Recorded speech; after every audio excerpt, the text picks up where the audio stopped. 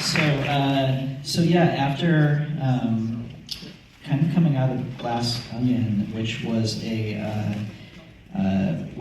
such a big, kind of broad, comedic movie, and I had a blast making, and really, really proud of it. But kind of coming out of that, I really wanted to ground the next one. I knew I wanted to kind of bring it tonally back down to earth, and I also, I don't know, I wanted to make it about faith and about religion, just because that's something that's very, very personal to me, and so I thought that would challenge myself to kind of dig into it a bit more. And I didn't grow up Catholic. I grew up very Christian, though. I grew up Protestant and evangelical.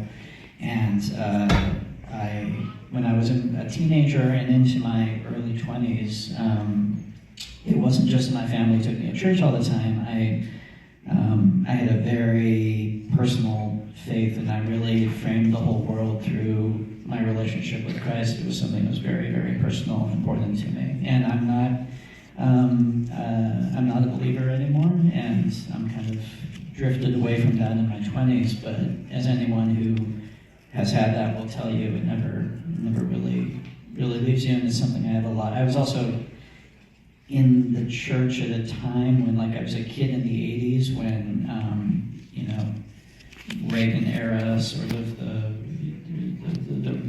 melding of politics and religion was kind of happening. And so, anyway, I have a lot of complex feelings about it. So the idea of seeing, can we get these into one of these movies and still have it be one of these movies and have it be a fun murder mystery and a fun ride, can it sustain that, was something that seemed like an interesting challenge. Speaking of personal, I wanted to talk about your relationship with your composer, your cousin, Nathan Johnson, does such incredible work in this movie. At what point do you bring him in, and what point does he start doing the work on that? Yeah, Nathan and I have been making movies together since we were 10 years old. He's my cousin, and we've been, he's scored all my movies, except for Star Wars. We let this kid, John Williams. So Nathan and I obviously have a really tight relationship. Nathan has been on set for all of these movies. He likes to be there and kind of soak up the vibe on set and start composing very, very early. So yeah, he's part of the process from the beginning. I was telling you at dinner about how Nathan and I, when we were kids, because we would just on family vacations make movies together, and the only soundtrack CD that we had to score our movies with was the soundtrack to Hook, which is a great soundtrack. It's a banger. Yeah, we did that for Hook. Yes, come on. So when I worked with John Williams at the end of it, I asked him, I was like, I'm nervous to do this, but I went ahead and asked him to sign two things. I asked him to sign my Long Goodbye poster.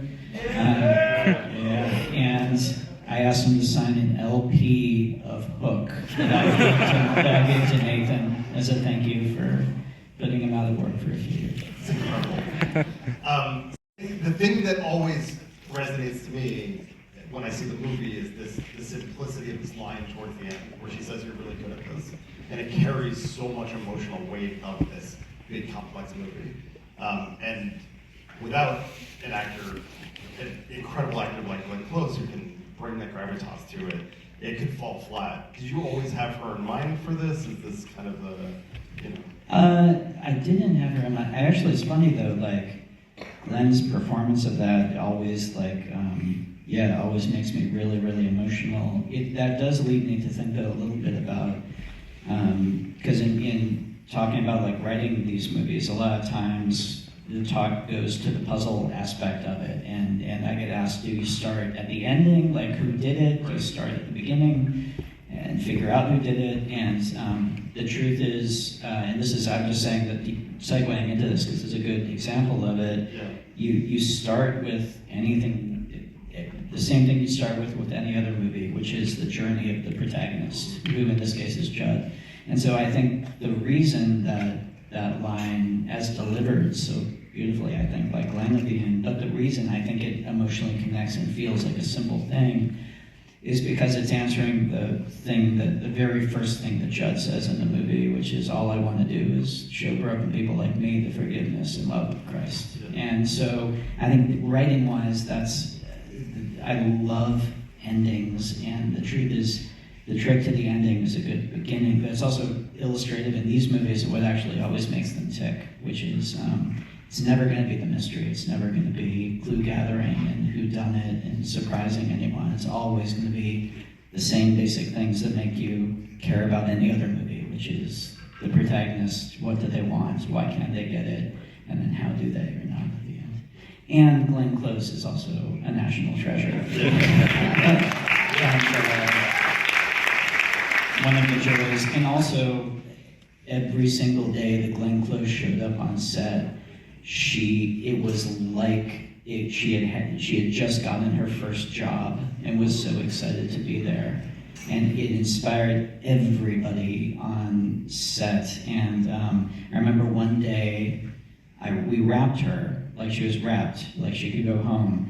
And then I had one more scene to shoot with Daniel and Josh, and I was blocking the scene with them. It was in that little attic room. And it was just the three of us blocking it, and I was kind of like backing up, and I bumped into somebody. And I turned around, and there's Glenn in her street clothes, just kind of tucked back in the corner. And she was upset, and she just hung out because she wanted to see these two work. And she wanted to see how they did it. She loves making movies. And to have had the career she has and done all the things she has and still have that childlike enjoyment of the process, I mean, it's beautiful, man. She's an amazing person. She's the real deal. Yeah, I think she's gonna go places. Yeah, this is gonna give her a big boost. This is gonna put her on the map.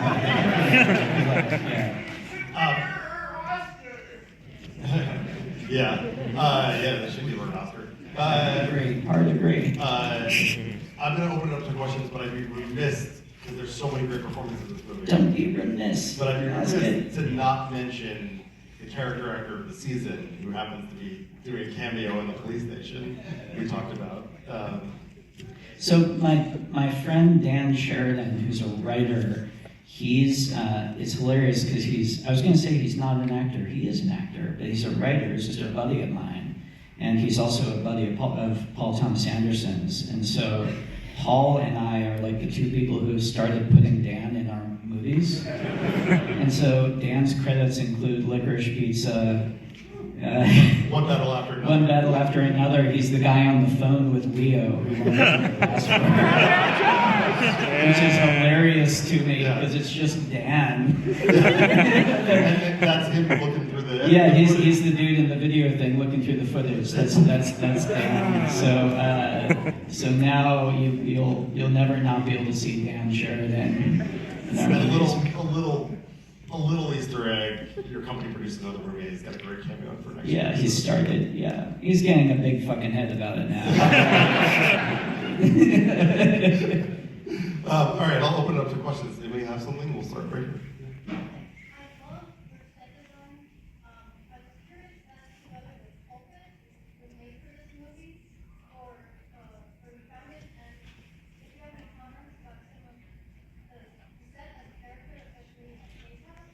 So the question was the pulpit made for this movie, or did you find it? And do you have anything to say about the set as a character, especially Nate's house?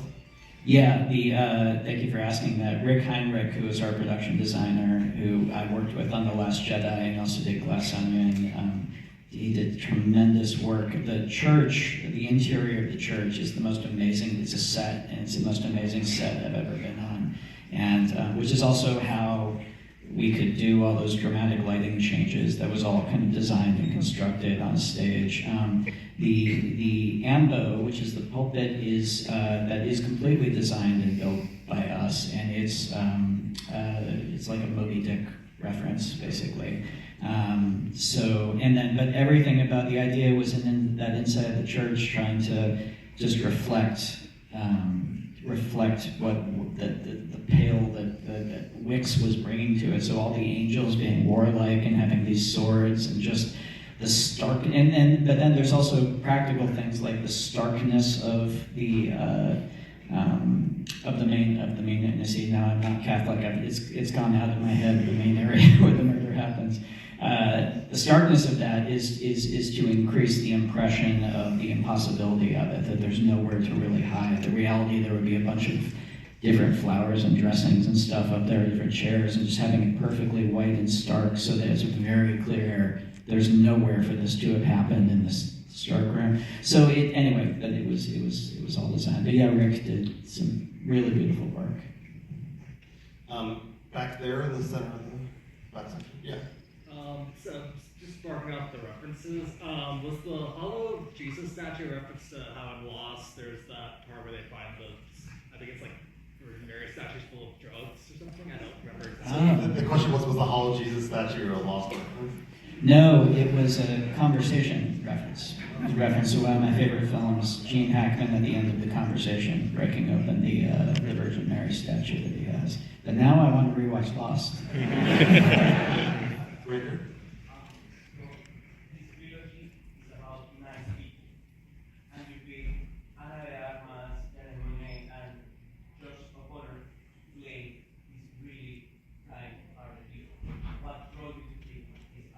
So the question is, the comment was that this trilogy in some ways is about nice people.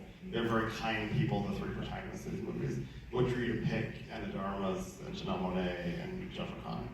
Yeah, that's the anchoring thing of all three of these movies, and so finding actors who can bring a complex performance, but who also are immediately going to earn the audience's empathy right off the bat is all three of these movies. That's essential to them ticking. And I've just have been so lucky with the three actors, with Anna, Janelle, and now Josh O'Connor is just, also the sweetest dude in the universe, like kind of weirdly nice. Yeah. 3 movies in this festival, by the way. Really? 3 movies in this festival. Screw him. He's also, go see The Mastermind, the Kelly Reichardt film that is she's one of our best American directors working today, and it's such a great movie. But yeah, Josh O'Connor, I can't say enough about. I just feel like that guy can do anything, and makes it look effortless. But he's just the fact that in that first scene you're immediately with that character, I think, or I always am when I watch it. So yeah. Right here in the center in the split row? Yeah. So, for obvious reasons, I really resonated with Kaylee's Bailey's character and sort of the challenge that churches often have with people with disabilities because we present a theological problem because they want to cure us. And I sort of come in and out of Christianity in very much a similar way to you. So I was just wondering, what was your sort of impetus in writing that character? So the question was about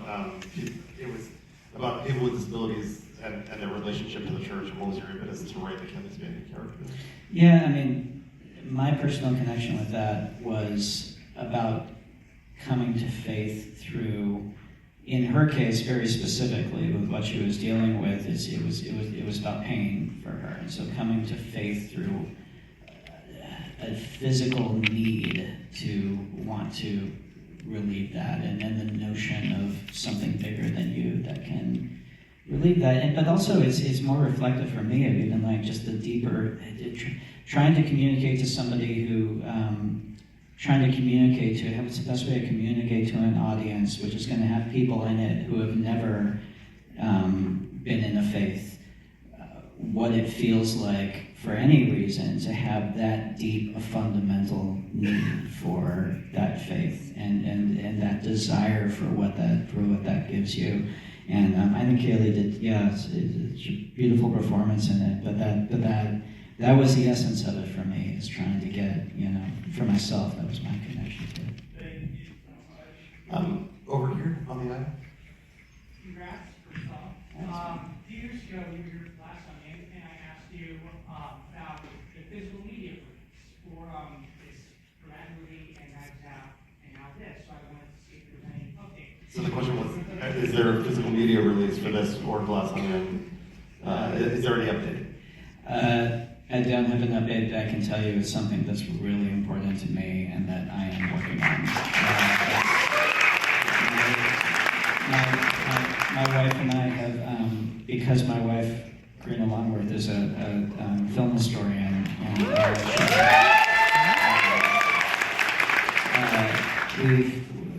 I feel like especially over the past 5-10 years, we've really hit what I think a lot of people in the world have realized is that you own nothing on streaming, and it's so ephemeral. And so we've gotten to a phase where even if we discover something on streaming or on TCM or whatever, and we love a movie, I'll just find a place and I'll just buy a disc of it.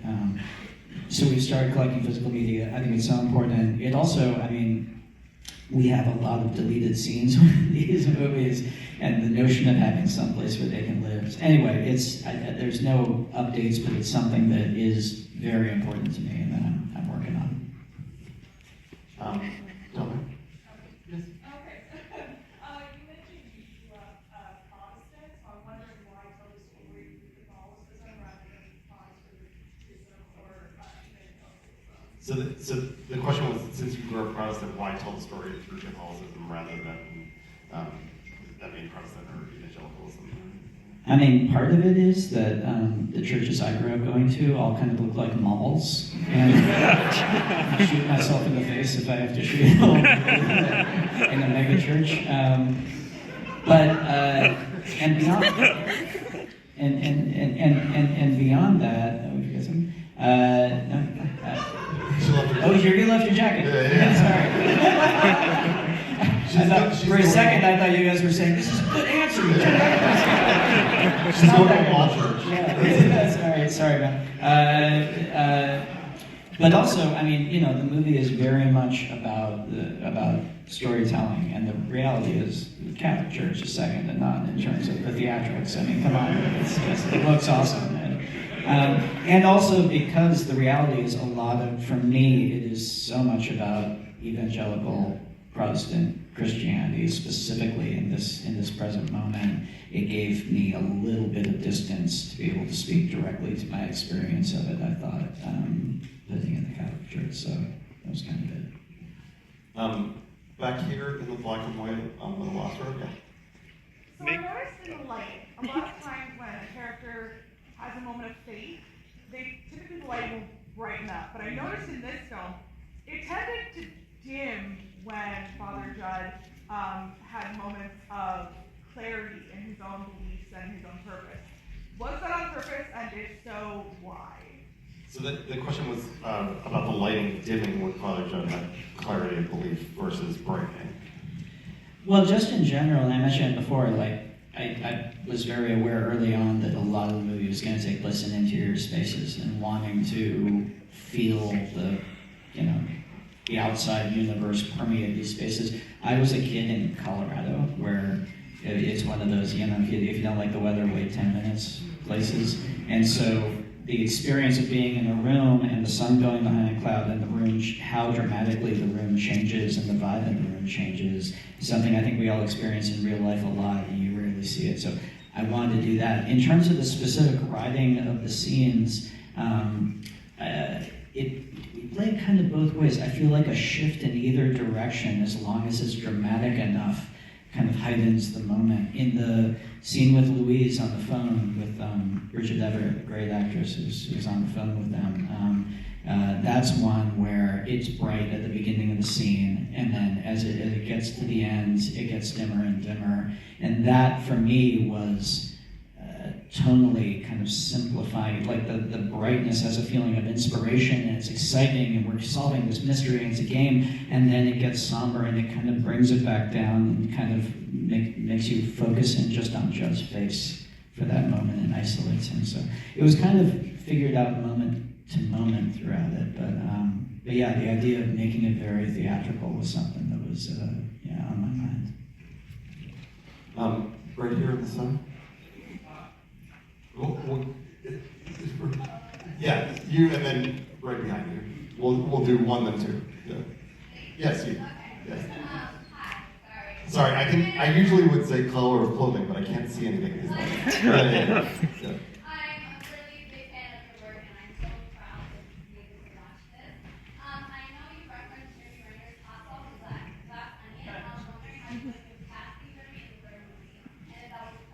So the question was about having the Jeremy Renner hot sauce in the second movie and then casting Jeremy in the third movie. Which is the thing I laugh at every time Jeremy comes on screen in this movie.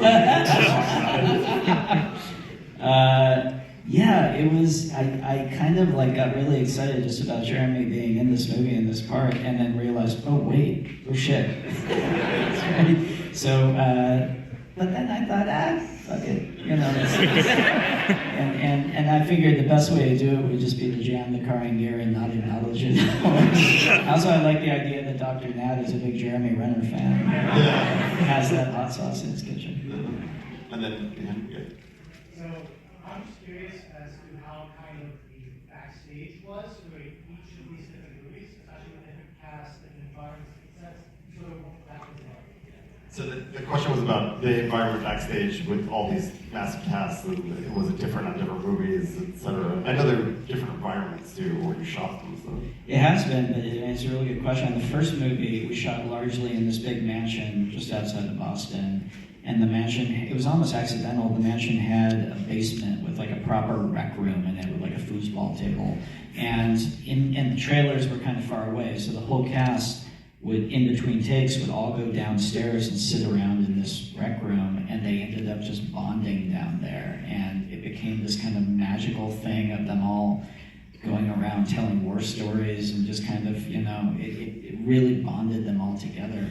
And so on the second movie, it was still during COVID, and we were shooting in Greece and in Belgrade, so we were like isolated in hotels together. So that very naturally kind of stuck everyone together in a way that we all kind of bonded in the trenches. This one, we then kind of had to manufacture that because we were shooting in London and we were on sound stages. So Ram and I thought, what is our basement going to be? And so we built tents off on the side of the stage with like comfy chairs in them and like snacks. And it was almost like that video game, The Sims. Like we built this, and are the actors going to bond?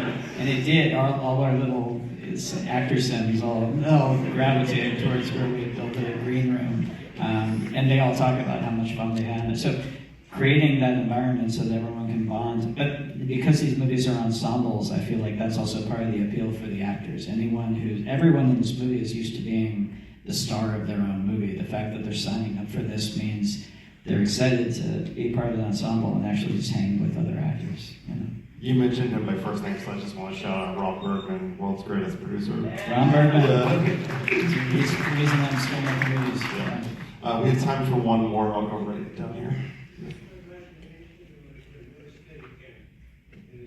So the question is it an imagination or is there no Steadicam in this movie? So I don't usually use Steadicam. There is at least one big shot that's Steadicam, but when I use it, it's when Mila is kind of after